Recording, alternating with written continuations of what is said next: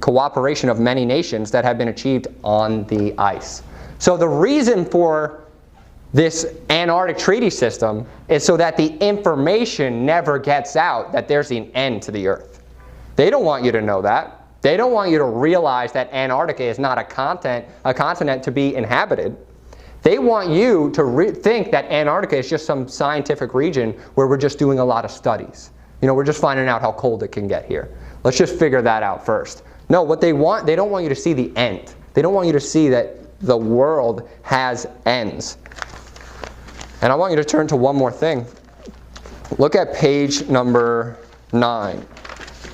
Page number 9. These are pictures. And you can actually do research on other people who have traveled by sea. Like, I'm talking before this military ban, where they just say, I traveled around the Earth and I could not get past the ice wall. There's papers of people that were actually, trying to find other land, trying to go out and explore in the 1800s and the 1600s, and they literally said that they just came to an ice wall where they literally just had to travel around the whole Earth in an ice wall. And you can read their first-hand accounts of all this happening. And there's people who have tried to fly to Antarctica and they were taken down by the military. All this information is available to you, but look at number 9. These are the ice walls that are encasing the Earth. Those don't look too small, do they? Why don't you fall off the edge? It's because of these giant ice walls that God has established, which he says in Job chapter 26, verse 10, he hath compassed the water with bounds until the day and night come to an end. So until day and night are over, these bounds are staying. These bounds are established. I want you to turn to Acts chapter 17. Acts chapter 17.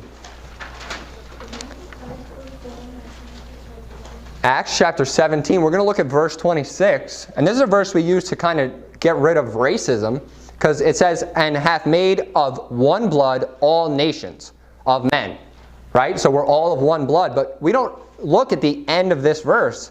And it says in Acts 17, verse 26, all nations of men for to dwell on the face of the earth, and hath determined the times before appointed, and the bounds of their habitation. So God knows our bounds. He has established it. We're all of one blood. We're all together. We're all from the same gene pool, and he knows our bounds. He has set our bounds about. Turn to Job chapter 38. Job chapter 38. If this theory, some people call it, the reason the title of my sermon was the flat earth and not the flat earth theory was because I don't believe it to be a theory. A theory is something you can't prove. And if this theory wasn't true, would I be able to find this much scripture on it? 2 sermons worth of scripture, 12 pages. Turn to Job chapter 38, verse 8. Who shut up the sea with doors when it brake forth, as is it issued out of a womb? When I made the cloud the garment thereof, so the cloud is the covering of the seas, and the thick darkness a swaddling band for it, so the thick darkness above the clouds, a swaddling band for it, and break up it for a decreed place, and set bars and doors, and said, hitherto shalt thou come, but no further. He's talking about the sea. Hitherto shalt thou come, but no further. And here shall thy proud waves be stayed. The bars and doors, the ends of the earth. What's holding in the sea is the bars and doors. And he said, thy proud waves will be stayed. So nothing, no water is breaking through these bars. No water is breaking through Antarctica or the ice wall that God has created to bound the earth, to bind it together. Turn to Psalm 103. Psalm 103. I'm going to read a verse from Job chapter 28. In verse 24 it says, he looketh to the ends of the earth and seeth under the whole heaven. Job 28:24 says, he looketh to the ends of the earth and seeth under the whole heaven. So if you got the firmament on top, he can obviously see the ends of the earth, and he sees under, remember the firmament is heaven, under the whole heaven. It's all right there in his vision. He's seeing all of it. And then you're in Psalm 103, look in verse 11.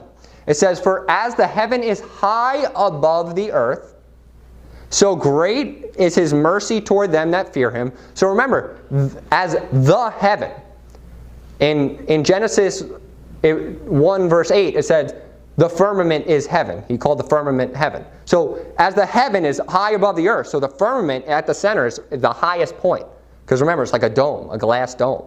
As high it is above the earth, so great is his mercy towards them that fear him. And as far as the east is from the west, so far hath he removed our transgression from us. So, mind you, there's two ways to look at this. God could establish a north, south, east, and west in the sense that he could make not north the center, but make north like over here, and west over here, and east over here, and south over here. So that's a very long distance. Or, if you look at it the flat earth model with the disk, because the disk has magnetism, which is how we describe the sun rotating at different paths around the center. If this is the north, in the same way that you could think of it, I guess, with the globe, but if this is the north, and the east and the west are relative to the north, the east and the west are pretty much infinite, right?